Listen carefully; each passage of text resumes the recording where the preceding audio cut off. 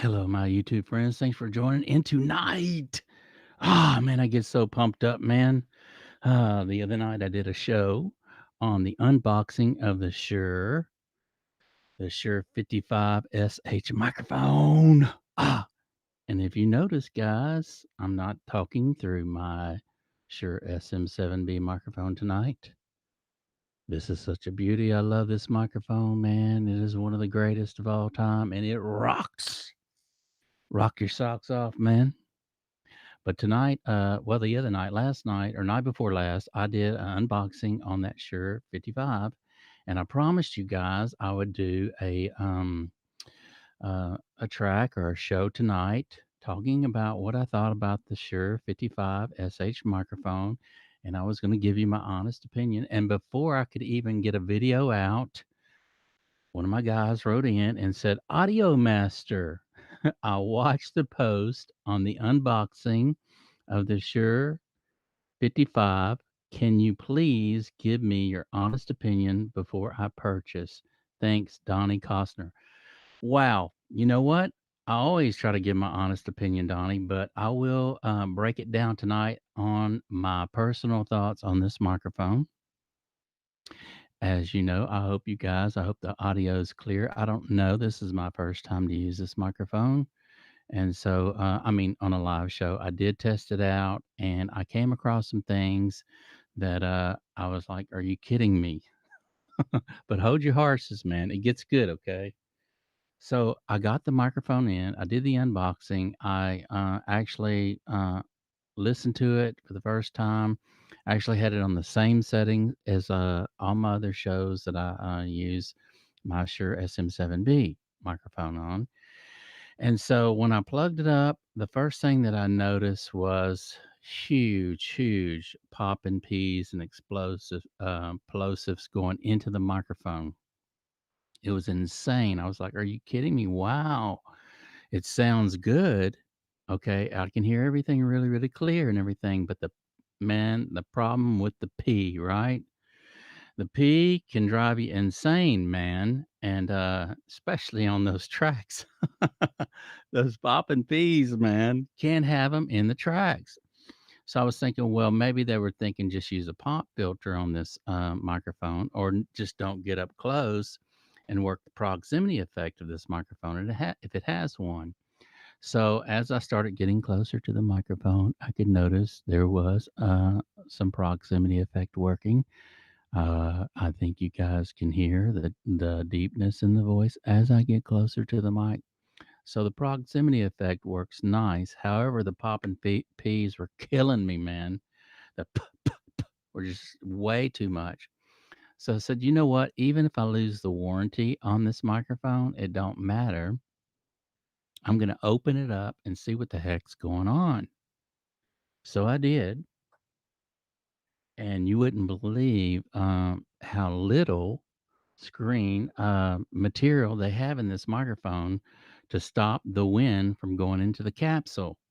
So I opened it up, and it's a really thin piece of material on this grill right here, the front and the back. And I was thinking, wow, surely they're not going to be able to get away with this for long. I mean, people are going to be not too happy with this microphone unless they plan on singing way back here and put a pop filter in front of it. But as you guys know, this is the iconic microphone to use on stage, right? I mean, it just, especially for like rockabilly people who play rockabilly music and whatnot. I know a few people myself in Austin, Texas that play rockabilly and they rock. And but anyway, this is what they go for, man. They go for this look to fit the outfit, to fit their gig. And I don't know if they're using the older ones or not. But compared to the old one, I know my old 55 was nothing like this new 55, man. This one seems to be lighter. I haven't done my research yet to find out if it is lighter than the old original 55 or not. But I will say, as soon as I pulled it out of the box, I noticed that it felt lighter. But I'm going to put a link. If you can't see it up close, I'm going to put a link on the other night's show at the top of the screen after this video. So if you want to check it out and look up close at what this mic looks like.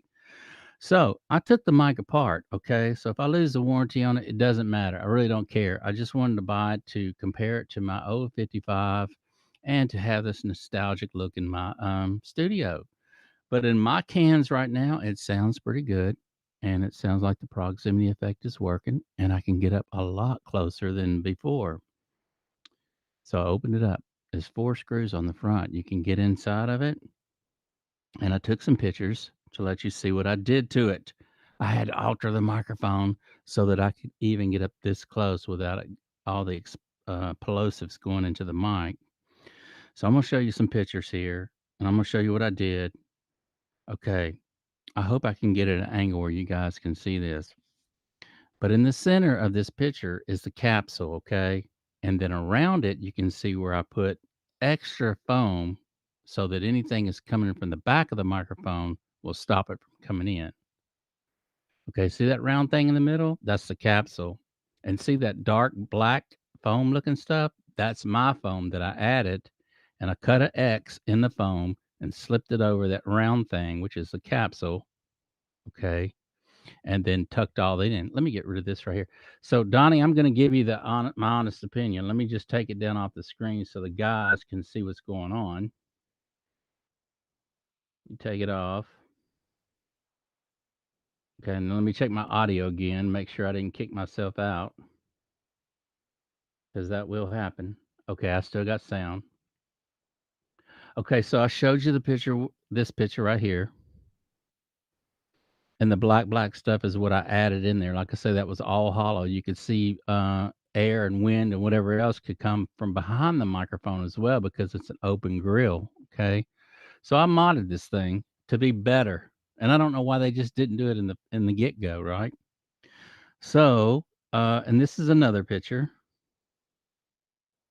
Okay, this is how thin you can see my hand and fingers behind the grill of the screen, the mesh. Okay, you can actually see how thin it is in there. There was nothing really stopping the plosives from getting into the capsule. That's one picture. There's another picture. Maybe that's better. Yeah, you can see my middle. You can see my index finger underneath that back there in the background. So it was some really thin stuff, right? So this is what I did. Let me show you the material. So I had an extra Shure microphone um, material, okay, for the SM7B. Okay, so this, I just cut it up. I didn't need it. I already have two. So, but look how thick it is. And you know what I did? I cut a piece to fit in there. Then I cut another piece and put it, so it's double that thickness in front of this mic right now. So the peas have just kind of pretty much went away, man. I mean, but I had to thicken it up. Now, if I was singing up close, to this microphone, I'd probably sing off axis this way. So the plosives would go this way in front of the mic, but yet see how I can still get that deep bass. So like on my intimate stuff, or I wanted something really thick and, sweet and wanted to do my phrasing real cool in the verses with this, I'd probably get up close like this and work the mic this way. And then on the chorus section, either sing through a different microphone or stand back like this and well it out and put a pop screen in front of it. But anyway, that's my little tricks, and that's what I did to save this microphone. Um, and so I hope that helps out, man. I hope I answered all you guys' questions, but man, I like the microphone. I have to say, I do like it now. I think it sounds really good. It has a little bit of top in and a nice little crispness to it. Kind of crispy. It pops. But on the same token, I like the way I um, juiced it up and added this material in here. Look how thick it is. So I put one piece in there in front of it, and then I did it again. So actually, I doubled it up, and I've got that much material in front of that capsule now. So it kind of almost sounds like the Shure SM7B that I juiced it up and put this thick material in it, because this is the same material as on this. This is just a different color. But that's how thick this one is right here. And anyway, man, it saved its life, and I love it. Steve on, what's a going on? How you doing, man? Still a great looking mic and sounds good. Different than the SM7, more pronounced in the high mids. I know. That's what I was just gonna. That's what I noticed, Stephen. It has this little Christmas, crisp. I want to say Christmas every time, but it has this crisp sound to it that seems to pop a little bit. And I'm thinking for the right vocalist, dude, this mic might this will be the real deal. And notice how when I get off axis a little bit and sing this way or get close, the proximity effect really kicks in. And a good vocalist knows how to work a mic. And so they can use this to their advantage, especially like if there's just very few tracks and you have a baritone singer, a guy who sings low anyway, and he's not a tenor. You really want his voice. You don't want to take away from anything he does. And you and I were talking about that the other night, how we, roll things off, put a high pass filter. But for somebody, maybe a pianist who's a baritone singer, this might be the real deal for him. This one, the Shure SM7B, one of the two. But it would be good. I mean, for $179, man, it's not a bad deal. And it literally only took me 5 minutes to take those four screws out and to cut this thing up and put it inside it, man. But anyway, man, I like it, man. I dig it. I'm always on this thing right here. This is my puppy. I love this one. And that's just a great mic, Steven. It's just a great mic, man. And then this is the other one of my other favorites. I need to actually get a cable, that actually has a L on it and don't take up so much room. And I'd probably use this mic a little more, man. But anyway, Steven, I want to get on, man. I want to bring you on soon. I'm not sure if you got my text earlier, but I want to do a show on maybe we can start out the first show with you going over your board and how mixing boards add color to the tracks. And a lot of people when they go in the studio, they like specific boards because they have their own character, right? On the mix down. And anyway, I thought, well, why don't we just show everybody your board and show everybody, go over different things and whatnot and how you got the board and everything, get everybody kind of familiar with it. And, all those boards, man, they all have a character like, different, all your preamps and things, because that's basically what's in them is preamps and EQs and transformers and things like that. But anyway, I thought, well, let's do a show on that. And if you're game for it, man, let's do it. Let's get it going on. I'm excited. And oh, by the way, I'm not sure, but I'm hoping you got your shirt today. If not today, maybe tomorrow. I don't know, man. Let me know when you do. But anyway, we got a lot of great things going on here, man. I am stoked and super stoked that I'm able to use this microphone. And there's really not a bad microphone out there, but boy, I tell you what, man, when you're dealing with popping peas, it's not a good thing, man. You always gotta there's nothing worse than having a great vocalist stand in front of your microphone. And if you don't put up a windscreen or anything in front of him, and he can really, mess up some track or at least a few things. Those P's and B's seem to really get into the microphone, and you really can't fix that, man. I mean, you can fix sibilants with de-essers. You can fix sibilants even after the fact without de-essers. Just actually grabbing those big footballs. They look like footballs. They're round. You can see the S, and it's always on the end of the phrase. Looks like a big old football, man. And you can take those and chop it and dB it down. You don't really want to take most of all of it out because having that little on the end is good. So you got to be careful about that. But anyway, if you can fix all that thing with the right microphone on the person, then you don't have all that sibilance to deal with later on and try to fix or put a de-esser on it and try to fix it. The cleaner you can get things in the beginning and the way you want your sound really is the ideal way to now different engineers have different ideas about how they go about it. You didn't receive the shirt or a text, but I'll keep looking out. Oh wow! You know what? I sent you that text, Steven, on your messenger. Maybe that's why you didn't get it, man. but I sent it on your messenger. I probably should have just sent it to your phone. I don't know what I was thinking. I was eating. That's why I wasn't thinking. I was eating at the deli, and I was like, man, I'm gonna hit Steven up and see what he's doing. I didn't know if you were working or whatever.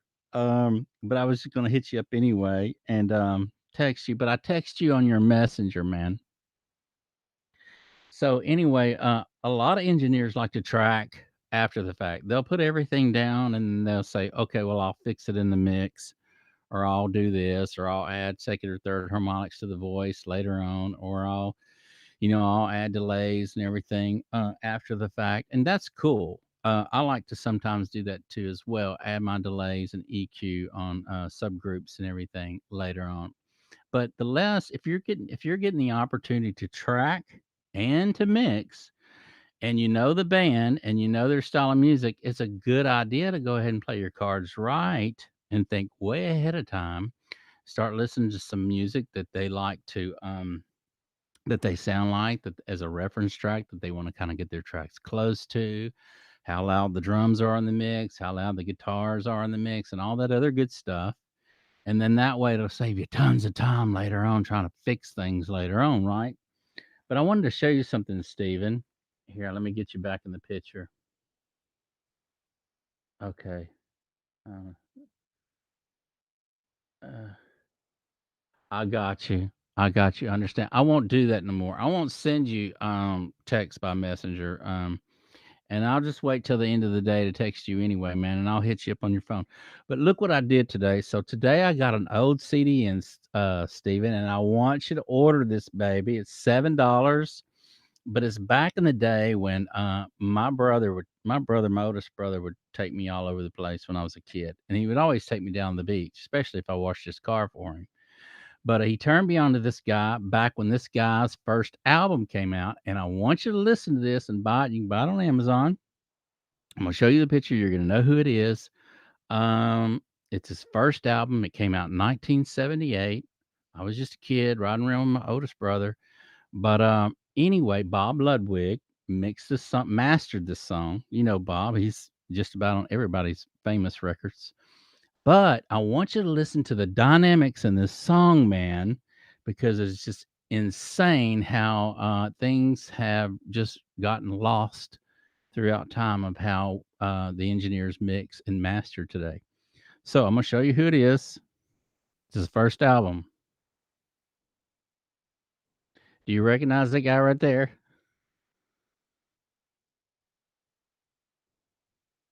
Okay, it's his first album, 1978 it came out. Anyway, you need to listen to the songs on this. Talk about some major springboards come in. I mean, at least 5 or 6 dB. It's insane how loud the chorus section comes in on the dynamics in these songs, man. And it's one of those albums you can listen to from beginning to end, and from song to song, it's real cohesive to where it creates a mood and a vibe. And by the time you're through with the CD, you're wondering, well, I like this song maybe a little better than that song. But then after you listen to the CD 2 or 3 times, then you're like, you like the whole album. It's one of those type deals. But anyway, my brother turned me on to this guy, and I found it on Amazon for $7 and said, I want to order that. I'm going down to the beach. So I left yesterday, day before yesterday, and anyway, got back today. But it came in the mail, and I was able to listen to it today, and was just in floored how the dynamics, how the engineers today mix different than they did back in the day, using all those dynamics and just some beautiful stuff, some beautiful tracks on here, man. I hope you get a chance to watch it. But anyway, I wanted to show you that, man, and hope you're doing well over there where you're at, and I hope you get a chance to check out the tracks. I really love some of those old tracks, and I'll tell you what, when you listen to older music and you listen to the way they did things back in the day, where they actually had bands come in and would perform a lot of stuff. I'm not talking about the country music, like session musicians, because session musicians, there's just a different thing going on. They come in, they lay their tracks, they read the music, they play the tracks, and they're done. And it's beautiful. I mean, it all turns out beautiful. It's cookie cutter, beautiful, man. But the way they did it years ago, when you had a band or you had a guy, and then they would, tour around with a band, and they knew the songs and they played, and they would tour from, city to city, from state to state, and all over the place. It just had this feel and this certain vibe about the music. Even the tracks, when you listen to it all together, it just had this certain vibe about it that just made it special, man. It really did make it special. And just listen to grab some of them older CDs that were put out in the '70s or early '80s. I would say early '80s. Um, just some beautiful stuff. Like I say, this came out in '78, and I think Bob Ludwig remastered this CD. But listen to the CD, man, and notice the dynamics in this CD, and just listen to something new today. And uh, something got lost, and I want to throw it out there to see if you guys can figure out what they started doing differently as to how they mastered and mixed things back in the day compared to now. And so I can hear the difference big time. But listening to this older CD, man, just really brought back some good memories of the way things used to be in the '70s. The '70s was great. Growing up in the '70s was great. The music was great. Uh, um, the musicians were great, and the engineers were great. And it was right at that time when they had all the analog gear they needed as far as tracks to record on. In the '60s, the Beatles only had 4 tracks, and if they were in a good studio, they had 8 tracks. But and then it got to where we're in the late '70s or '70s. They had 24 track, 2-inch tape machines, 1-inch tape machines. The real deal, man. All the nice microphones, even the old vintage microphones, it was still in excellent condition at that time. So it wasn't like the vintage mics, the U47s, the Neumanns, had tons of years on them. I want to say they stopped making that U47 around the 50s, 54, 55, something like that. I could be wrong, but I want to say that's when they stopped. Neumann stopped making that mic or putting it out there. Then I think Telefunken took it over. You can do the research, but anyway, at one time I knew all that good stuff.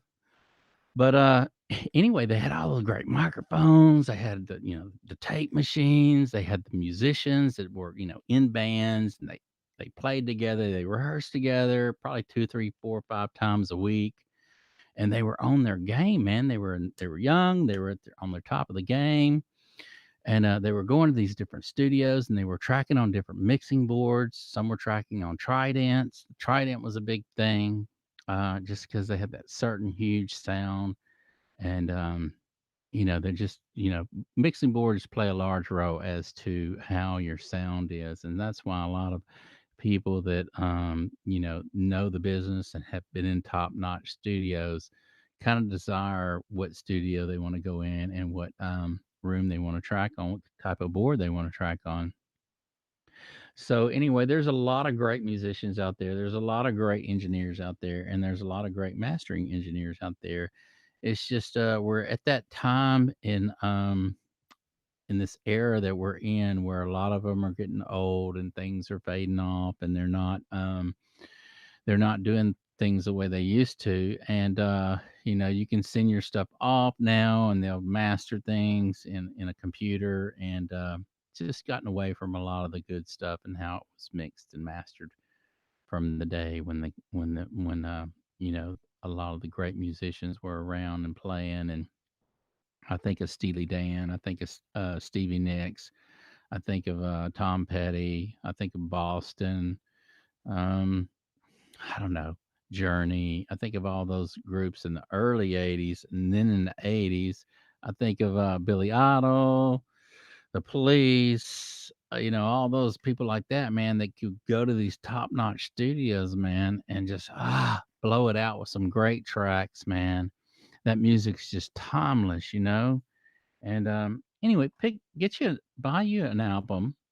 Get on Amazon and search for you an album that you like, or CD, I mean, that came out in the '70s, early '80s, and listen, especially if you're an engineer. I mean, I'm sure there's some stuff that you like from that time, that era, and find you a song, a CD, and listen to it, and listen how different it was mastered and mixed back in the day compared to now. One of your new CDs, and there's a huge difference in loudness, the appearance of loudness, and I know different genres have different loudness levels that they're mastered at, but it doesn't matter anyway. Just listen to how much more dynamics were in the songs mixed out in the 70s and early 80s compared to now. And I think you'll find that at the end of the CD, after listening to it, I think you're going to find that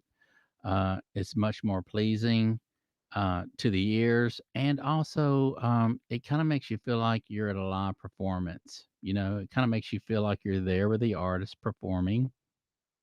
And there's a connection going on with the human soul and the music, the way it was mixed and mastered back in the day, as to now it's gotten lost. It really has. And if like I say, just order you a CD. I don't know who it may be. It may be the Eagles. It may be, I don't know who you like or used to like, but order you an old CD and listen to it, and listen to how the songs kind of really go from one to the next. And it's not about a single song. Okay. It's about the whole album, and it's about how each song, it gets you in a vibe and then goes to the next song and then the next song. And it's really an art to that too, as to what songs and what order they're put together, as to how it, jives. A lot of it has to do with the key that it is and the tempo of the song. And so that plays a large role as to how your songs are going to be put on the CD. It's not what the band liked the best. It all has to do with key, signature, and tempo. So anyway, they had all this stuff down as an art, and so when you listen to the whole album, at the end of the album, you had a nice experience, and it always brought you back, listening to more and wanting to listen to more. This one, if you don't have it, man, this is a great reference as to listening to how far we've gotten off, I want to say off track, to the way they mixed and mastered back in the day, because I love CDs and I love songs with dynamics in it. And I think we came in this time where they were wanting to see how loud they could get everything, and without having to turn the volume up on your stereo. And they figured, well, if it appears and sounds to be louder, then they're going to like it. It's going to be bigger and sound better. But that's not true, man. Everything has to have dynamics. Even a good talk spokesperson, someone that you would go listen to doing public speaking. They're doing many things to be a great speaker. They're using hand gestures a lot. They're using dynamics in their voice. They're using wordplay, and they're using different things that make a good speaker. A public speaker. They might be talking real loud, and then they might be where you having to listen to what are they saying. And so they're using dynamics in their voice, and they're using hand gestures, and they're using all these techniques that make a good public speaker, right? Well, just on an album too, man. You gotta have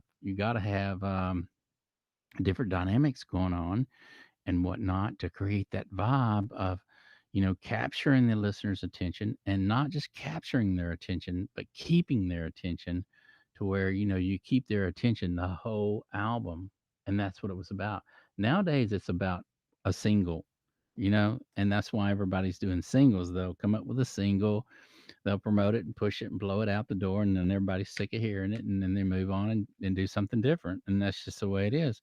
But back in the day, you had beautiful albums that they created with beautiful tunes, and at the end of the album, you just wanted to hear more and more and more, and especially on those long drives where you were going to get on the highway and you were going to go from one city to the next. You would put in your favorite cassette tape or 8 track or whatever you had at the time, and you put in those tapes, man, and you just roll on down the road. You'd ease the seat back, ease on back, and you knew you had a 2 or 3 hour drive, and you put in your favorite tape and listen to it, man. And it created a certain vibe for you, and it certainly did me as a kid, and that always hooked me. I was always into the music as to it would take me somewhere. It would take me somewhere that my car couldn't take me. And so, anyway, that's my little story right there. And get you an old CD, listen to it, listen to how the dynamics have changed to the how they mix and master these days. And I hope this answered your questions out there on the Shure 55 SH microphone. I like the microphone after I did a little I don't know, just adding to it, adding some foam to it, and it really helped out as far as keeping those popping peas from going crazy. And I can get close to this microphone and make it sound nice and big. Yeah, man.